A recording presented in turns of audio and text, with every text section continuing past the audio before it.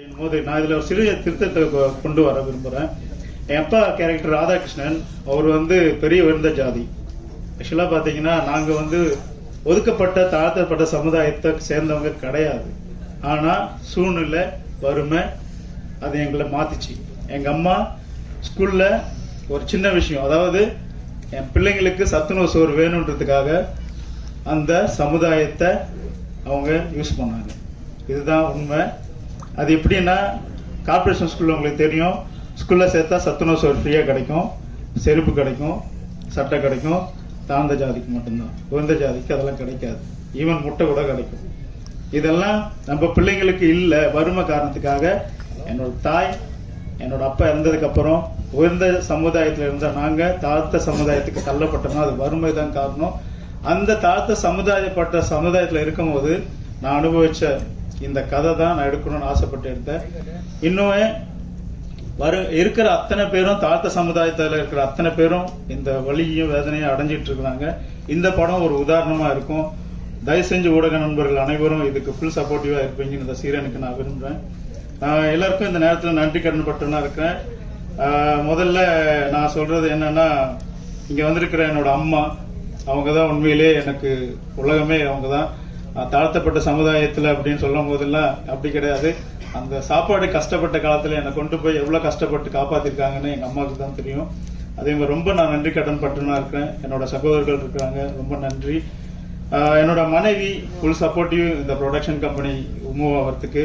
அதே மாதிரி என்னோட பார்ட்னர் மிஸ்டர் நியாஸ், அவர் இல்லாமல் இந்த கம்பெனி கிடையாது. நாங்கள் சிங்கப்பூரில் சேர்ந்து தொழில் பண்ணுறோம். இருந்தாலும் எனக்கு இதில் பேஷன் இருக்கும்போது நீங்கள் பண்ணுங்க, நான் உங்களுக்கு பிஹேனா நிற்கிறேன்னு சொல்லிட்டு அவர் இன்னைக்கு வரல. அவரோட அப்பா வந்திருக்காங்க, நான் அவரை அப்புறமா இன்வைட் பண்ணுறேன். என்னோட இந்த படம் வெளியில நல்லா வர்றதுக்கு மெயின் காரணம்னு பாத்தீங்கன்னா, சிக்ஸர் என்டர்டைன்மெண்ட், தினேஷ் கண்ணன், அன்பு நண்பன், அவர் ஒருத்தர்னால தான் இவ்வளோ எஃபர்ட் போட்டு இந்த படம் இன்னைக்கு திரைக்கு வருது. ஒரு வருஷம் கழிச்சு அவ்வளோ கஷ்டப்பட்டு இந்த படத்தை திரைக்கு கொண்டு வர்றதுக்கு. ஏன்னா அவ்வளோ பிரச்சனைகள் இருந்துச்சு இந்த படத்துல. இந்த படம் நல்லா வர்றதுக்கு காரணம் அவருன்னு நான் சொல்ல முடியும். அதுக்கப்புறம் நம்ம படத்துல நடிச்ச நரேன் சார் ரொம்ப ரொம்ப நல்ல பர்சன். அவர் ஒரு சீனியர். எனக்கு ஆக்சுவலா ஃபர்ஸ்ட் படம். எப்படி நான் ஒரு சீனியர் எப்படி ஒருத்தர்கிட்ட பேசும், அதாவது எப்படின்னா எல்லா விஷயமும் ஷேர் பண்ணுவார். தம்பி இப்படிதான் இருக்கணும், இதுதான் படம், இதுதான் சினிமா. நிறைய கத்துக்கிட்டேன் நான் சார். Thank you sir. அதுக்கப்புறம் இனியா ஃபர்ஸ்ட் நான் சொன்ன மாதிரி ஃபர்ஸ்ட் எடுத்தோடனே கல்யாணம் பண்ணி வைக்கிற சீன் தான். எனக்கு கையெல்லாம் நடுங்குச்சு தாலி எடுக்கும் போதே, மாலை எடுக்கும் போது யோசிச்சேன்னா. Madam super. ஆக்சுவலா என்னன்னா, இனியா மேடம் எல்லா விஷயமும், சார் இந்த பாயிண்ட் எங்க இருக்கு சார், இங்க இல்லைங்க சார், எங்க சார் நிக்கிறீங்க, கேமரால தெரிய மாட்டேங்க சார், இது எல்லாமே சின்ன சின்ன விஷயமா இருந்தாலும் நடிப்புன்றது அவங்க சொல்லி கொடுத்த ஒரு விஷயமா. நான் நிறைய விஷயம் கத்துக்கிட்டேன் மேடம் கிட்ட. நல்ல பர்சன். அதுக்கப்புறமா சோனியா அகர்வால் மேம், சின்ன வயசுல இருந்தே நம்ம பார்த்த ஒரு தேவதன்னு சொல்லலாம். காதல் கொண்டேன், 7G ரெயின்போ காலனி, நாங்களாம் அந்த படத்துக்கெல்லாம் டிக்கெட்டு கிடைக்காமலாம் அடிச்சு பிடிச்சிட்டுலாம் படம் பார்த்துருக்கோம். அவங்க வரும்போதெல்லாம் விசில்லாம் அடிச்சிருக்கோம். ஆனால் அவங்க ஏன் என் படத்தில் நடிப்பாங்கன்னு ஒரு ட்ரீம்ல தான் அவங்கள நான் கூப்பிட்டு இருந்தேன்.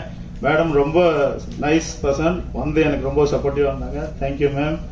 அண்ட் அஜித், நல்ல தம்பி, கூப்பிட்டு டேய் தம்பி எனக்கு இந்த மாதிரி தான் நான் என்னோட கதை இருக்கு அப்படின்னு சொல்லும் போது, நான் பார்த்து பண்ணிடலாம் பிரதர், நான் பண்றேன் அப்படின்னு சொல்லிட்டு டைரக்டர் சொன்ன மாதிரி நிறைய விஷயங்கள். எச்சத்து பிரசீன் கூட ஒரு ஆர்டிஸ்ட் ஒத்துக்க மாட்டாங்க யாருமே. வாமிட் எடுப்பாங்க அஜித் மேல, அதை தொடச்சிட்டு ரொம்ப ஒரு நைஸ் ஒரு அட்ஜஸ்ட் பண்ணி அந்த கேரக்டரை பண்ணாப்புல. தம்பி ரொம்ப நன்றி. அதே மாதிரி துபாயில போய் செட்டில் இருக்காரு, எனக்காக வந்திருக்காரு. தேங்க்யூ. கிருஷா குரூப், அவங்க பிஸி ஷெட்யூல், ஆக்சுவலா ஷூட்டிங்ல இருந்தாங்க. நான் கால் பண்ணி ப்ளீஸ் வாங்க அப்படின்னேன். எனக்காக வரேன் சார், கண்டிப்பா சார், டைம் இல்லைன்னு சொல்லி டைரக்டர் கிட்ட பர்மிஷன் வாங்கிட்டு வந்திருக்காங்க. தேங்க்யூ ஸோ மச்ப்பா. அண்ட் அருந்ததி நாயர், அவங்க வர முடியல, அவங்க உடல்நிலை சரியில்லாத காரணத்துல அவங்கள அவாய்ட் பண்ணிட்டாங்க. சென்ட்ராயன், என்னோட ஃபேமிலி ஃப்ரெண்ட், மச்சான் தான் கூப்பிடணும். ஏன்னா எப்ப பார்த்தாலும் எங்க ஒய்ஃப் கூட தங்கச்சி வீட்டுல வீட்டுக்கு கிச்சனுக்குள்ள போயிட்டு சாப்பாடு எடுத்து சாப்பிடுற ஆளு அவரு.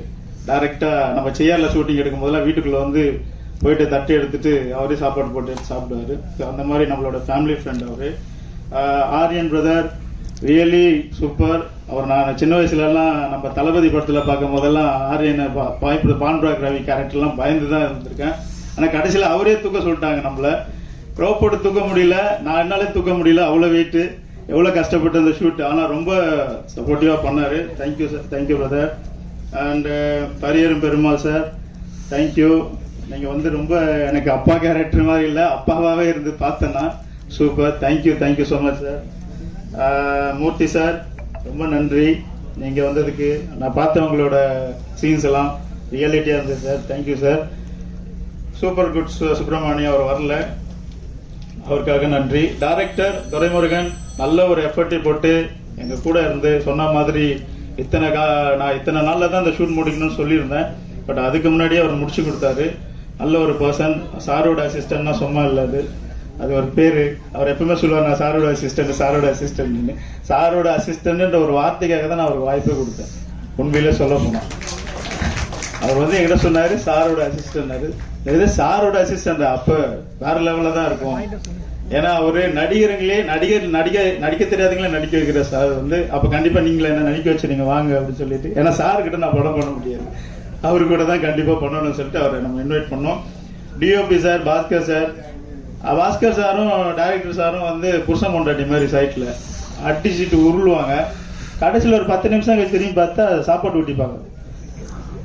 சாப்பிட்ற இடத்துல கொஞ்சிக்கிட்டு கொள்ள, இப்போதானே அடிச்சுட்டு போனீங்க, அதுக்குள்ளே எப்படி எவ்வளோ காம்ப்ரமைஸ் ஆகிட்டீங்க. அதுக்காக இவங்களை நான் கண்டுக்கவே மாட்டேன். ரொம்ப நைஸ் பர்சன் ரெண்டு பேரும். அவ்வளோ எஃபர்ட்டிவ். ஒரு கிணத்து ஷூட் பண்ணாங்க. கிணத்துல இருந்து பார்த்தீங்கன்னா இனியாவும் மேமும் அவங்க என்னோட 2 பசங்களும் வந்து கிணத்துல குதிக்கிற சீன். கேமராமேன் யோசிக்கவே இல்லை, கிணத்துக்குள்ளே இறங்கிட்டாரு. அதுள்ள பாம்பு எல்லாமே இருக்கு. சார் என்ன சார் யோசிக்கலைன்னா, அதுதான் அவருக்கு உள்ள டேலண்ட். ஆனால் அந்த சீன் பார்க்கும் போது தான் தெரியுது அவ்வளோ நேச்சராக வந்திருக்கு. Thank you sir. Stun master sir இங்கே வரல. Ramesh sir, thank you so much support பண்ணதுக்கு.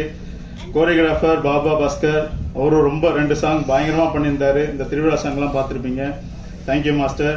மியூசிக் வந்து நம்ம Jerard and Sasidharan, super song. 4 சாங்குமே வேற லெவல்.